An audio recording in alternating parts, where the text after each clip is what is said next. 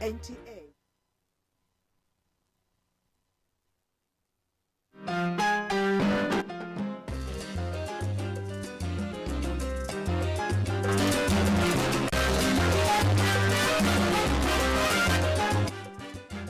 We should fall back to what we have and maximally utilize it for what it is intended to. The problem is that Nigerians have always been docile and are always afraid of what the military will do to them. The landlords skyrocket house rent anyhow. Accountable leadership is on and has brought them to where the world is going to.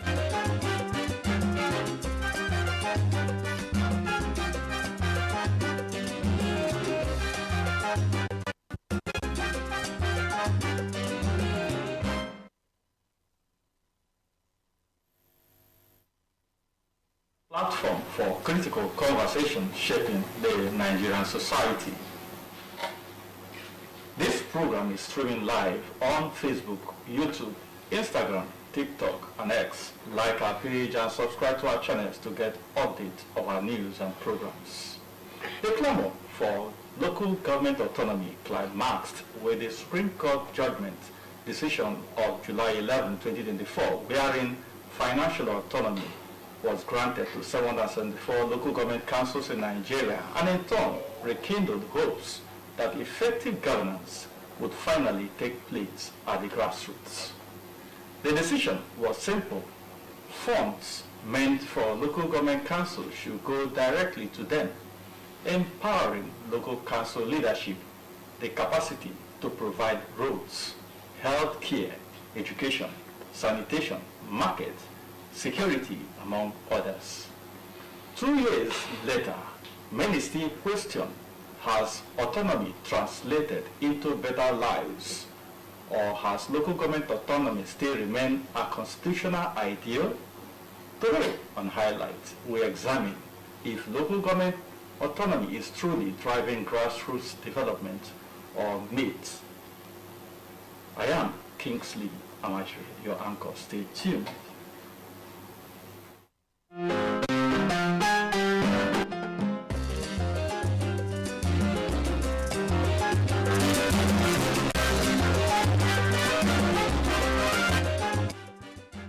We should fall back to what we have and maximally utilize.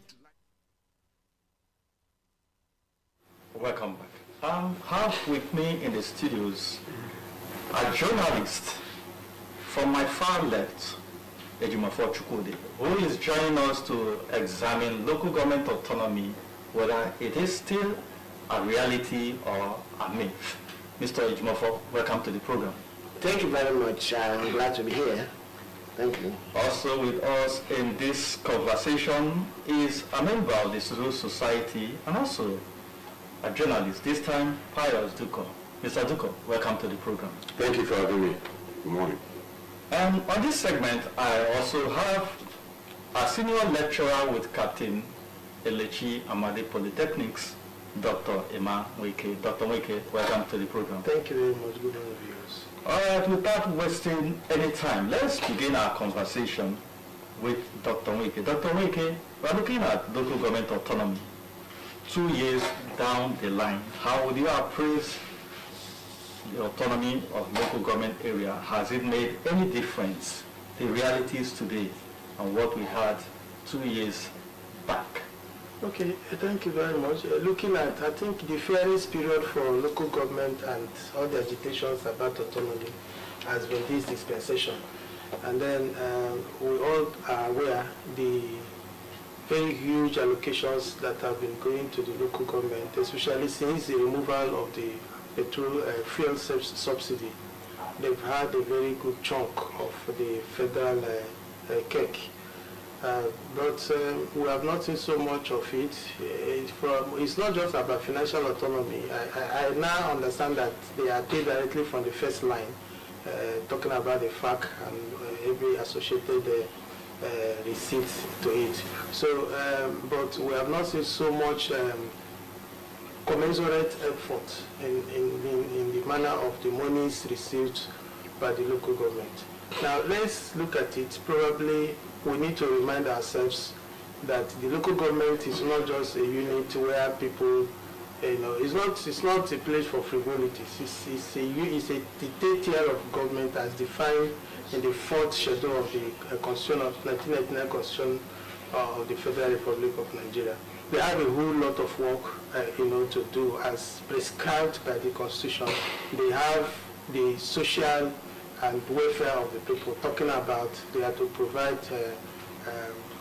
community health services, that to empower the people economically by providing markets, and then they have to provide in the market they have to be in charge of construction of abattoirs.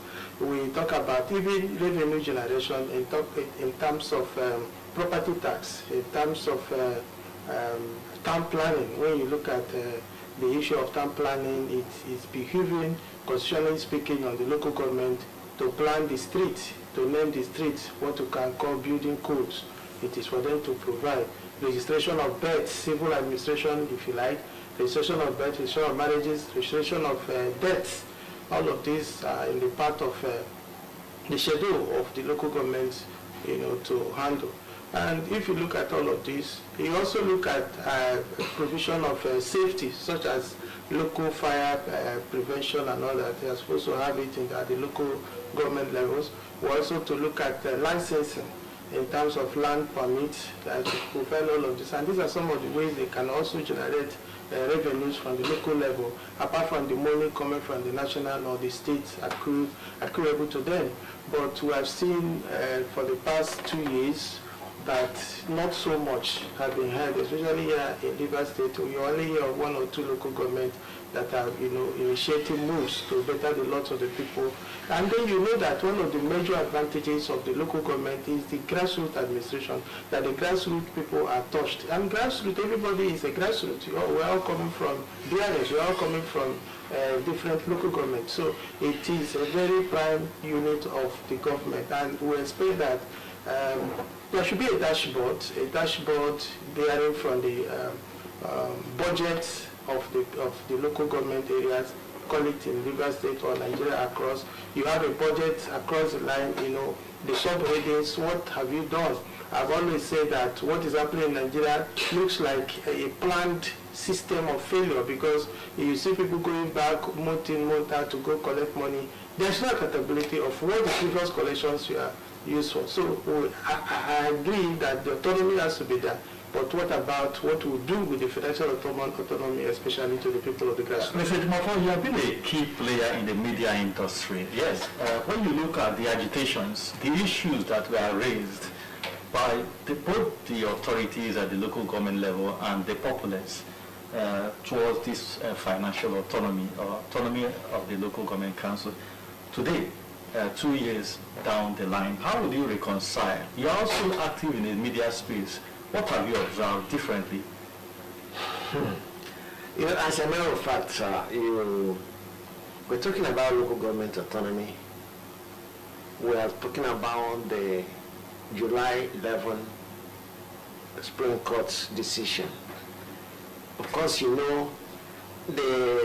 this agitation comes up more after the Supreme Court judgment, which ignited so many things around it. Basically, we know that we don't have, the Supreme Court is just a judicial pronouncement. The enabling enforcement towards the judgment has a question mark. Who enforces that? When you talk about enabling enforcement, who should it be to enforce that judgment? Within the provisions are they not being complied? Within the 3 arms of government, judiciary does this, executive does this, and so it is the executive that has the powers, which the Tinubu government has for some time now gone to court to force the enforcement on the governors. Then the problem we have is the 1999 Constitution. This court's pronouncement is not embedded in the Constitution, and that is where the governors come in to act. So if we had a whole lot of this put in the Constitution, then you can now go to court to put up this. So when the pronouncement came by the Supreme Court, the Supreme Court judge who said, I want to take my premise from this. The justice said again on Thursday, July 2024, why given they said, it is the position of this court that federations can pay local government allocation directly to the local government or through the states. In this case, since paying them, that is the local government, through the states has not worked, justice demands that local government allocation from the federation account should henceforth be paid directly to the local government. That is the point now we are talking about. Now that they are paying them directly, have we seen any difference? They are not paying them directly. No, none of the states, none of them has gotten. Anambra state government, in fact, went into the state assembly, had a law countering what they decided. Out of the 36 states, it is not up to 2 states are paying them directly. 20 states are not, statistics are there. So they are not paying them, they still go through this fact and every other thing. Go through. So what we are over at the time, they were directed to open up accounts. Yes, the account. They will be paid directly. The Apex Court at the Apex Bank, the Apex Bank, that is a central bank, now told them that they should bring a detailed report, go through your research, that they must bring 3 years of detailed reports of each local government, and that's terminated everything. So as it is currently, local government autonomy has very, very, they say, K-leg. None of 20 states for records are not paying.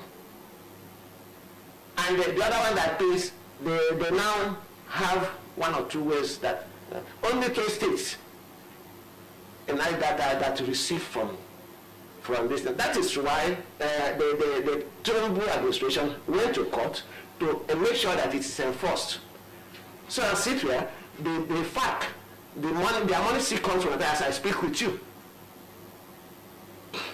The money, the local government money goes through FAC before they run share it as it were before. But those deductions we used to hear about in the past, are they still there? Because everything, why it looks as their receivers now have increased and they are going that's what I'm telling you. The allocation is huge now because of what my colleague said. Removing this and the allocation is huge now, but the sharing formula still remains. All right, let's get Mr. Pius Duko into this conversation. Mr. Duko, how do you appraise the realities today? Local government autonomy as it were granted by the Supreme Court judgment and the realities we see today in terms of administration and governance at that level. Yeah. Let me thank you so much for that. But let's bring our mind why local government was created, first of all. Before ab initio, it wasn't like that. It was only the federal and the states. And until we now see how Nigeria is so large, so government was so difficult to reach the grassroots. So that was why the leaders of thought, as of in 1970s, thereabout, 76 thereabout, said no, because of the richness of the country, because of the largeness of the country, and because of the fact that communities are beginning to be, disassociated with governance, knowing that the state cannot oversee everything, it was very imperative that local government should be created. And that was the spirit behind creating local government, to develop the local communities and the clans as it was made up of. So the idea wasn't a bad one. However, after so many years, you can even verify that there were some time that it was threatened that they will even withdraw the creation of local government again. Why? Because the local government was not commensurate with even the little money that we were having. In fact, there was a time in this country that we were hearing zero allocation to local government. How did it come? Because sometimes when the money comes to the state, before deduction and all what of now, you won't see enough money again. However, the period was not everlasting. We come out of that zero allocation. Then we come out to the fact that money has been created, given to the local government chairman and whatever. But those money given to them as of those years, was it also good to be used? Fine. Did they use it properly? Like if you cast your mind back, some local government were able to build stadium, some build market, some build outstanding secretariat. I remember so many years ago in Nobiapo, the current FCC minister, even though I'm not a spokesperson, won the heart of Peter Odili for building that big local government secretariat. In fact, Dr. Peter Odili, the commissioning, gave him another 10 million naira as a gift. That, oh, you can bring such a thing. So, but other local government were not doing so. It doesn't mean that they were not having money. But the willpower. However, things have changed.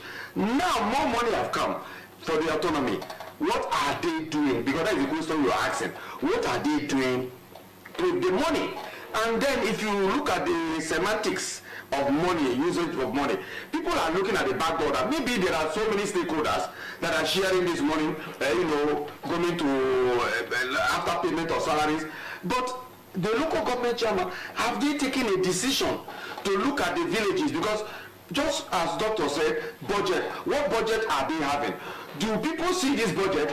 Do the budget translate? Because I need to have a copy of the budget to know whether community A, if I come, like for example now, you come from community A, this one from community B, community C, did your community, have an interest? Do they budget your community? What is there in your community? Is it a town hall? Is it abattoir? Is it motor park? Is it toiletries? Is it market, building of stores and market? Or health center? Or even renovation of schools? So these are the issues. So when you now hide the budget from the people, how will they monitor you? Because some of the problem that we are having is a monitoring system. And then who's supposed to monitor? Then people will say, House of Assembly, by their oversight function, supposed to monitor state budget and local government budget. That is very correct. But we need to have citizens monitoring, where the citizen will now monitor the budget and inform that, look, I see project A in my community. Why was it not done? Or shabbily done? Or half done? Or was not done properly? We need to monitor. Because if we don't monitor, if you like, give them 1 billion. We had a situation some months ago where a very great figure said in the state here that, look, local government are now having close to 1 billion in 30 days. My brother, 1 billion is so many millions in it. What are they looking at? Just like in terms of security, I don't need to mention the litany of things we're supposed to do. But the things still remain, the status quo still remain of poverty, of lack of jobs, of lack of anything. What people are claiming is that because of so many people on the schedule of payment is collecting a lot of their money. Let's also know how many people on salary basis. If we know how many people on a salary basis, is it over 400 million?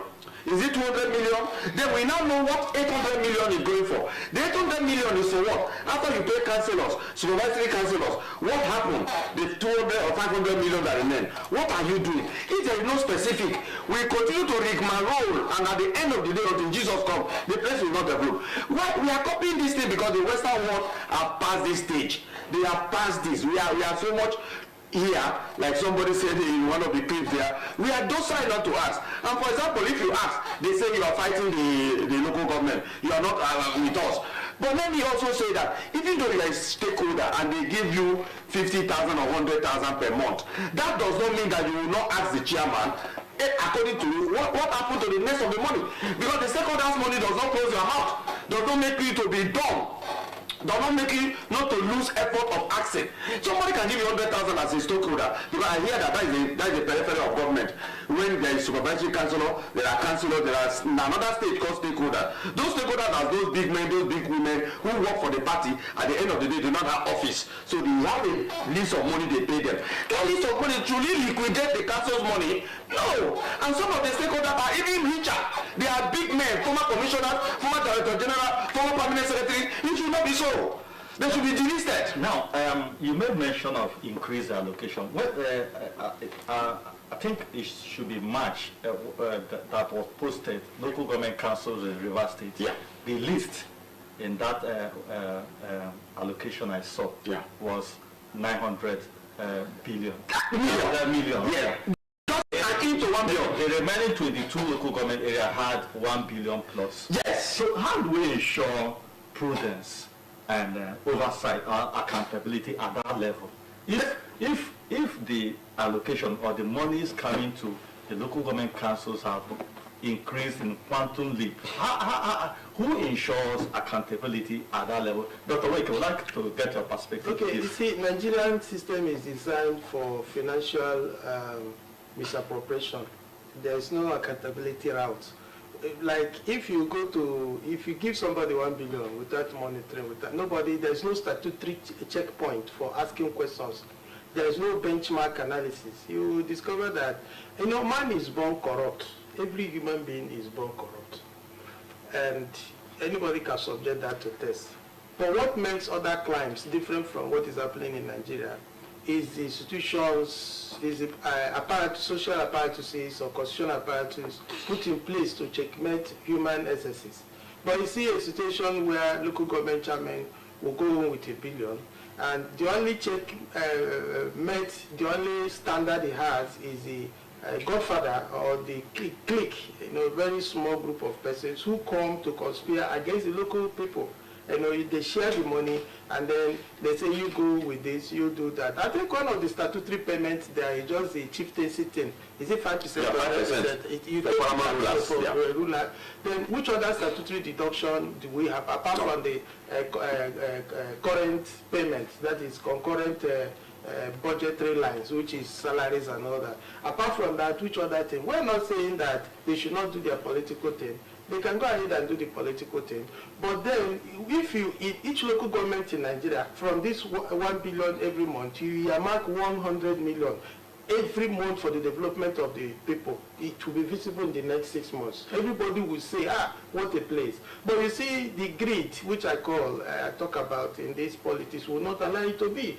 And why it is like this is my first line of thought, that Nigerian system is created for failure. Now, you see, if somebody goes back, in other systems in United States, for instance, the major role of the local government is permit collections. It talk property taxes, and they collect it with all amount of sanctity. But here in Nigeria, there is no accountability route. The technology we have is just for the mouth. There is no implementation of any sort. So a situation where there is no questioning, there is no monitoring, the only credential you have that is a proof for all your expenditure, anyhow you want to be, is to belong to the ruling class, to belong to the clique, to belong to the political inner room. And that is all you need to do. So, Mr. Mofo, you talked about the CBN setting kind of benchmark or auditing for financial auditing to enable them to pay to local government councils. Now, aren't you concerned, or shouldn't it be wise for autonomy to come with that kind of oversight? If we have such monies going to the local government councils, shouldn't there be an oversight system or function in that direction to ensure monitoring of these funds and effective utilization? Yes, Kingsley, we are looking at local government autonomy. And what are the indices that you will now look at to say that there is autonomy? Autonomy now should translate to good governance at the grassroots. No. The indices are what makes the local government to be a real chief executive. He has gotten autonomy. There should also be checks and balances. I'm coming. For him to say he has gotten autonomy, what they say, corruption should be, stakeholders should not come in. He will be accountable to the money sent to him because he is the chief executive that is dispensing the money that comes. Why these things are not there? Where the state government still has local government as part and parcel of his administration. Autonomy will come in. Where the local government election is done by the state. Directly come from the governor to get all this. Stakeholders, as you talk about, are still interfering. So with this around the so-called chief executive of each local government, he cannot do well. 774 local governments you have in this country. We are out of it. The state still has, and when you talk about the states, agents of the states, local stakeholders, I talk of the traditional rulers, every other thing still comes in. So at the periphery, we are looking where you are seeing there is autonomy. At the core, there is no autonomy. When the state has all these things to monitor the local government, there is no autonomy. And as a result, you don't hold the local government responsible for anything. So when the constitution comes closer to separate all these things, so you will now see that. But when he talked about failed states, Nigeria is one of it. Each time I come here, I talk about failed states. When the individual is stronger than the institution, nothing to checkmate. So these are areas we go. Mr. Aduko, we are looking at local government autonomy, and where is the place of local participation? Even with the challenges he has mentioned here, where is the place of local participation to bring about good governance? Yes, let me sound it loud and clear that if we didn't disabuse our mind that there are no check and balances, that is not fair to the state assembly, because that is their first point of action. But even though they are of the same parties, that does not preclude them from not checking them whether they are corrupt or not, but that is their first line of action. The second one is that the citizen must participate in the budget, either budget presentation, budget circle, and also nomination of projects. So those are the key issues. Let us know. But what we are saying is that independently, whether they have straight allocation or not, whether there is a state encroachment or not, we are saying that we are tired of the billions of money that are coming, and we don't have commensurate program. But let me just say it, few years ago, we have some local government who do solar lights, they repair primary school, secondary school. It was very nice within that short period of time.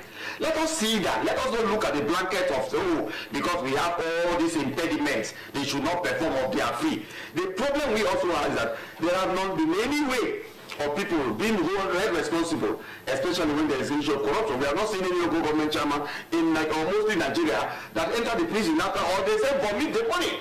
Because if you take your salary and you take your escrows, travel allowances, nobody will blame you that. But after those money, what do you do with the rest quantum of money? If you cannot see, please, we should have a clear idea whether the DSS, the SSS, the police should come and invite you, or the EFCC, and say, look at the period of time, look at your report card, this is what you have received so far so good, so far so bad. Return the rest of the money. If you don't return, we will show you where people who steal people's money will stay. We have not been doing so. What you are saying in essence, there should be accountability at the local government level. More than accountability, more than that. Right. If we don't see more than that, nothing will ever change. Right. Because you see everything remain in comatose. I want to thank Dr. Emaweke, Mr. Pius Duko, and Ejimofor Chukwu for your thoughts on this segment of the program. Yes. We'll go for a short break. When we come back, the program continues. Stay with us. Right. To curb some of the ills we have experienced from our past elections. But if we don't checkmate and put some of these things that are going to aid effective electronic voting, we are going to fall back. If you want to invest wisely on assets, you must invest on things that will generate returns. We are running this state by law. When the law has spoken, every voice of dictatorship, every voice of emotion, every voice of support, every political tourist attraction that we have told the state to be will be silenced, for the law has spoken. Money over billions have been sunk into the place. Go and check whether the money is trickling down. So how many persons do you tell this or this contractor to engage? How many per site are per slot?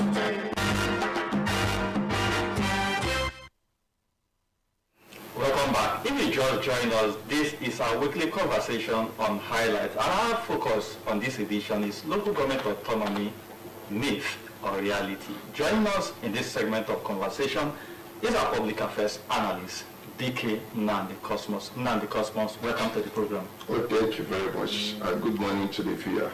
We also have with us the State Publicity Secretary of Accord Party, Dixon Idawari. Mr. Idawari, welcome to the program. Thank you for having me. All right, let me start with you, Idawari. 2 years after the Supreme Court pronouncement granting autonomy to local government area, talking about financial autonomy, how do you appraise the performance of our local government councils in Nigeria, especially here in Rivers State? How do you reconcile their performance with the functions of the local government council administration? Let's get your thoughts, sir. Well, I think that first I would say they have failed. It's a total failure. The Supreme Court, by the way the laws have been made, laws can be made by the National Assembly and by the pronouncement of the Supreme Court. Any judgment, if we are really in a democracy, any judgment pronounced by the Supreme Court becomes a law. That's true. So if the Supreme Court could pronounce autonomy to a local government, we don't need to hesitate to implement it. And now, we know how much has been going into the local government for the past 2 years. But it's not commensurable with what we are seeing because of one, godfatherism.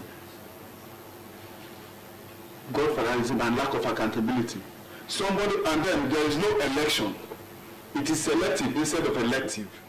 These are the three key figures that has affected local government development. Because when you know that the people do not decide your fate, the people at the grassroots, you are represented, does not decide your fate, it becomes difficult for you to be answerable to them. They say who pays the piper determines the tune. So a godfather pick you, impose you on the people, therefore you are answerable to the godfather. Then when we talk about failed institution, there is no accountability. Who are you rendering account to? If today I come here to say, so my local government chairman is not doing well, the next day they start attacking my mother, abusing my family, threatening to kill me. Who protects me? Nobody. Nobody to protect me. In that circumstance, given the reality from your own analysis, how do we address this challenge in our politics? First, we must have true democracy where people elect their representative. When you know that people elected you to be there, you are answerable to those people. Two, there must be accountability. And government must be transparent. The location that comes to the local government, like the previous guy said, there must be transparency in the budget. We must know what the budget is all about. What is stated in the budget? What is going to this community? What is going to this community? What is the money after paying salary? What is the money going for? For me, there is nothing like stakeholder. That is corruption. Who is a stakeholder? We are all stakeholders in our communities. You are not more of a stakeholder than myself. We have equal rights by the true federalism. The same right you have to vote is the same right I have to vote. You have right to free social amenities. The same right I have. So why will you become a stakeholder that you are doing nothing? You are not contributing to anything in the local government and somebody is paying you salary because you're a party man? No. Political party is a choice. You decide to be a member of a party or not. It's not a guarantee that you must partake in the allocation. So we must hold political office holders accountable, and there must be election instead of selection. And then the judiciary must be independent to interpret the laws. The institutions we have, like the Anti-Graft Agency, the EFCC, must make sure that these people are being called to give account of their stewardship. Not even at the end of the government, at least every 6 months or 1 year. Okay, this project has run down, has expired. What have you achieved with this project? If you cannot give any good accountability, to me there is no point continuing. You step down immediately and face the law. Not when they allow you to finish your tenure and then you move. So we must be accountable to the system that is elected us. Mr. DK, let's get your thought. The local government administration. 2 years after the Supreme Court pronouncement granting financial autonomy, how do you see the realities today, given the agitations and the concerns about governance at the grassroots? Well, technically speaking, I want to say that we are not yet there yet from the spirit of the pronouncement of the law. But one good thing is my thought about it is that I really celebrate the milestone we have achieved, especially the pronouncement of the Supreme Court on the financial autonomy of local government, which has laid to rest a protracted season of, technical here and there in implementation of that particular provision of 1999 Constitution.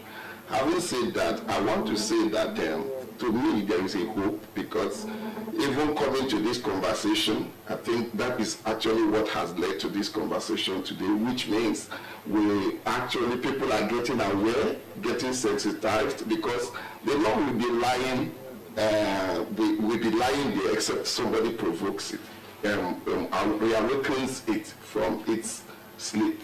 So I think what the Supreme Court has done is to give capacity or equip the masses, equip the populace to take their destiny into their hands and demand accountability from the local government administrators. I think what I will say is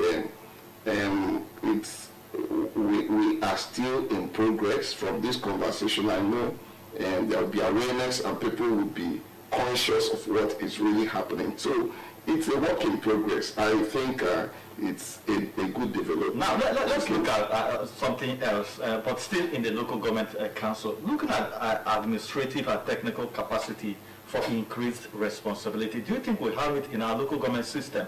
If the answer is no, how do we address that? Yes, I think that is why the first in administration, the first thing is getting a clear policy, which has laid to rest by the Supreme Court judgment. So we now have unambiguous a clarity of that public policy provided in 1999 Constitution. So having that, it's now the fix we are now is the fix of questions like this. And of course, that will spur the eagerness of people, stakeholders, think tanks, even academicians. There will be criticisms, there will be conversations, there will be, thinking in this new direction, that we really help to increase the capacity of the local government administrators. So I think the first thing first is the public policy, clarity in the public policy. And I know that as these conversations start going on, the other issues, technical issues like the capacity, people will start thinking, the academicians, because everybody is a stakeholder in this whole thing. So both the academicians, everybody have to be mobilized by this sensitization you are doing right now to think on how to manage the loopholes and the capacities in the capacity inefficiencies. You talked about threats for citizens who ask questions, and every functional democracy will always have that features of active citizens' participation in governance. Citizens asking questions at the local government council. How do you appraise it, rate it in our climate here, and what should we do differently, and especially doing it within the ambit of the law? Well, you cannot separate accountability from democracy. Those are the children of democracy. Those are the roots that hold democracy, accountability. And one of the measures of accountability is the people. If a chair or a building is supposed to be erected in my village, and that building is not erected, and it's my money, this money is not gotten from the sky. These are money that us, each citizen, we pay tax. And this money is accumulated in a month, returned back to the council for development. If you look at the simple definition of local government, is what? Government at the grassroots level. And what is their duty? What are they supposed to do? To bring minimum development, to bring healthcare, construct the little road, provide security, naming of streets, shanties and all the rest. Now, as a citizen, I know that 1 billion naira, over 1.1 billion naira comes to my local government every month. The salary wage in my local government is no more than 400 million. So where is 600 million going to? Okay, let us say by the gentleman arrangement, say people will work on the background go chop. You use 100 million, give people go chop. Where is 500 million going into?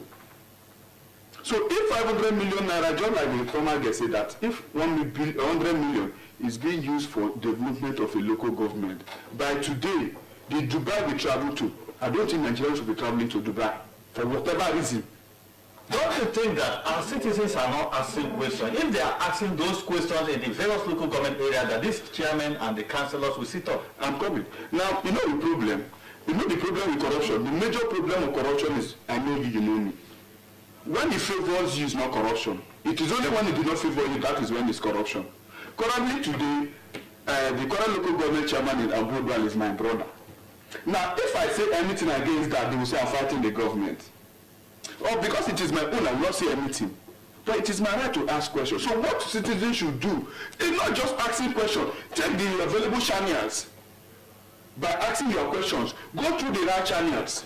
If you write to the chairman, please sir, we want to know what you have done in the past 3 months with social allocation.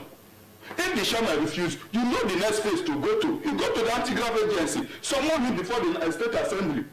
Our chairman says this amount of money has been given to develop my local government. We have not seen anything. Please, sir, call this man to order. Let him tell us what he has done with the money. The EFCC is there. EFCC, you write to EFCC, please, so amount of money. Let me cite an example. The Rivers State House of Assembly member representing Abuja, one Dominic Iderima, has allegedly collected 350 million naira from the Dance administration for development of constituency project. Up to today, we've not seen anything. We have been asking the man, Oga, come and tell us what you use the money for. It is our money, not your money. You are not there representing yourself. You are not there because you are the best citizen in the local government. No, it was a selective effort. Everybody cannot be there. We send you this message, go and represent us. So you cannot go there and represent us, and what belongs to us, you put it in your private pocket. And when somebody talks, they will want to intimidate us. And then the security agency will do us a favor to protect the citizens. Because most times, when you say 18, they call the security agencies to even intimidate you. In fact, at some point, they will even arrest you for saying the truth. And the police will do their bidding by arresting you and telling you where did they go talk about that. So every institution of government must know their job. That is the only way citizens can have the right, the liberty to criticize government constructively, not by abusing the government. Criticize the government constructively. If a government has not done well, we are suspecting that social amount has come. This is what you are supposed to do. And when we also see those who are doing well, we praise them. Yes, you could remember the time of Rotimi Chibike as a governor. Abuja Udiodun won the best local government chairman for consecutive 2 years, and Amesha awarded him 30 million naira with a jeep. That is an appraisal of a man who has done well. So when you did not do well, to the opposite should happen. You should go and face the law. So the security agencies, the anti-graft agencies must also help us when we raise this alarm, when we blow this whistle that something is not going well. The security agencies and the anti-graft agencies should do well to follow it up, not minding who is who. Citizens enlightenment this time around. I want you to bear your mind on that and the role of civil society in all of these. Well, yes, I think just like we are saying, public policies, everybody is a stakeholder and has an input to make. The judiciary has just made their input by laying to rest clarity in that the public policy contained in our 1999 Constitution as per the financial autonomy of the local government. Now, for other stakeholders, I think it is now for us to start looking at the dashboard, the indices of governance, as relates to our jurisdiction in the public administration. So I think the civil society group has a lot to do in this public enlightenment. I think I still say that this law is still nascent. This case law is very nascent, and I really commend you, the NTA, for coming up with a program like this, because people, I know through this program, many people will become conscious that now we have a responsibility. We have the responsibility has been laid on us to become a watchdog to our own common goods in our various local governments. And for the civil society group, I think they really need to stand up and do more. For these 2 years, for these 2 years. 2 years now. Yes, I think we've actually, the civil society have not done significantly well. We believe that through these programs, possibly those that are still, having a rest in their comfort zone, everybody should wake up, because the local government, the third tier of the government, it's the only government that is closest to the 90% of Nigerian population, and we must take it serious. Let me come back to Mr. Dawari. Moving forward now, what measurement, talk about success indicator measurement should we be seeing at the local government councils, and what kind of reforms do you postulate at that level? Okay, first, we'll talk about participatory government. The citizens should participate in the government. The essence why you have representative is collective opinion. You are a councillor, go to your ward, discuss with your ward, have a town hall meeting. Discuss with your people, know the problem of your people, because everybody cannot approach the chairman or the council. That's why you are there to represent the people. So you do your town hall meetings, pick the problems affecting your people. You go back to your meeting and you are law-making agent, and now the law, present it to the council for effective implementation, and do a follow-up. And like I've always said, the citizens should also do a follow-up. Ask questions. Be able to, if this is the problem I'm having in my locality or my community, you should be able to write to the government. This is my problem. Through your representative, which is a councillor. Now we are talking about local government, not state. Through the councillor, this is what I think should be done. And I want you to push it to the council. Let it be either not this year budget, it should be implemented in the next year budget, so that at that point this problem can be solved. Then another thing is issue of account. I will always hit on accountability. If you are not giving account for anything, like they say, unexamined life does not worth living. If you as an individual cannot examine yourself, you won't know whether you are making progress, you are making mistake or not. So we must examine, always check on these people. Then we must be able to leave political interference. If these people must perform, godfatherism should be swept away. This issue of stakeholders should be removed. There should be nothing like a stakeholder. If you are not a staff of the council, you shouldn't be. There is nothing like a stakeholder. So money should not be allocated to stakeholders. Who are you? What are you bringing to the council? So issue of stakeholders and political interference that, Morgan, because there is this rumor, I think, was it last week or 2 weeks, in the social media, the chairman of Asaretoru local government was crying that Asaretoru money is for Asaretoru, the development of Asaretoru local government. That means there is a monkey hand that is trying to fetch the soup. And the man was shouting, our money is for our people. Allow us to use the money to develop our places. And that is what should be done. Nobody should come and say, I'm the godfather, I brought you there or not. Then election, we should leave selection and focus on election. Everybody that must be represented should be selected by the people, elected by the people, not appointed by a godfather or an individual. Sorry to borrow a language. Somebody said a rainbow coalition has decided who will be the governor of Rivers State. And that is settled. That means, in fact, the point they say that 2027, that the governor of Rivers State is settled. Have we done election? This is the problem we have. When those who hold elective offices are not elected but selected, you cannot give account. But if you are elected, you must give account. So a political officer that must be elected, we must make sure that there is free, fair, and credible election. So for us to hold our public office holders accountable. Then the institution If money is coming, there should be, like you mentioned, the press and the social media. You have to help us to fetch out this information, because most times the people in the localities don't get access to these informations. So it is through the social media which we will understand that one of the mediums of enlightenment and awareness is social media. You people like this program continue to enlighten the public. Tell us what is coming to the local government, what they have agreed to be for the local government, so that the citizens can ask questions.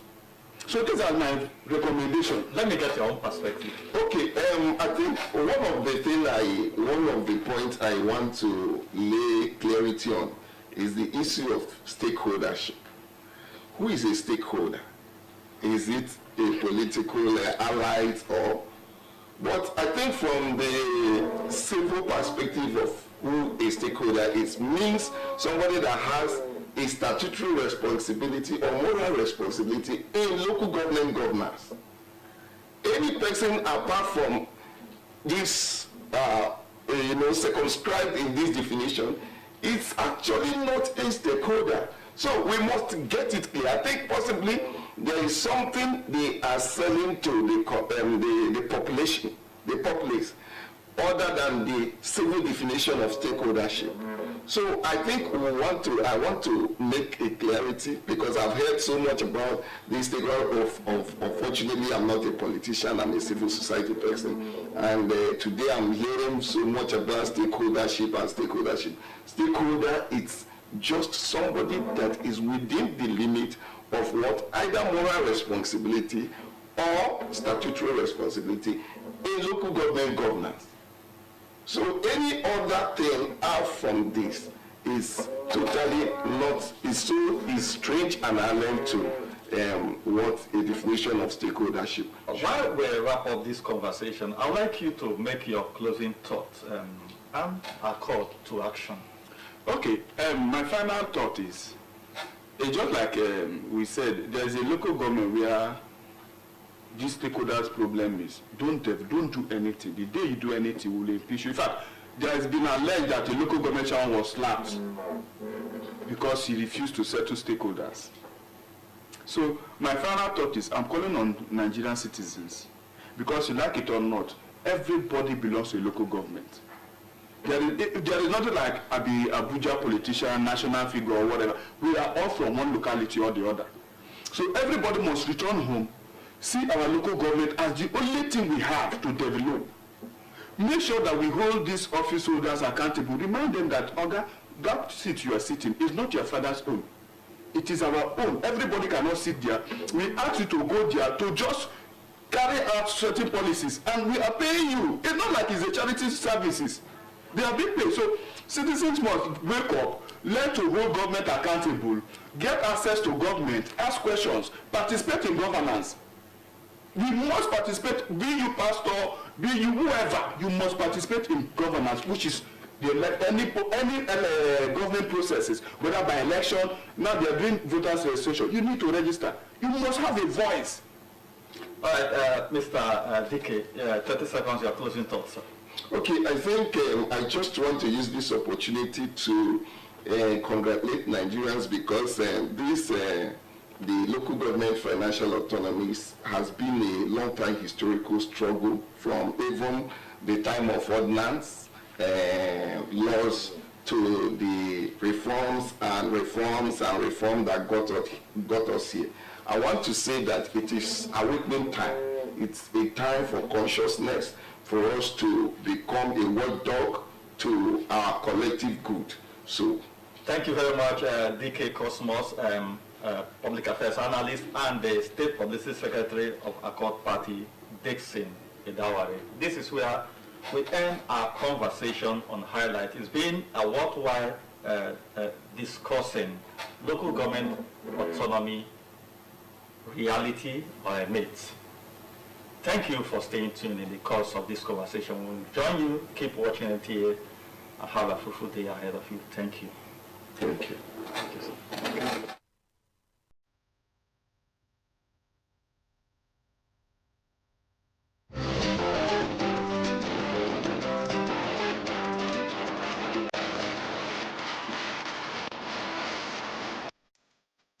we should fall back to what we have and maximally utilize it for what it is intended to. The problem is that Nigerians have always been docile.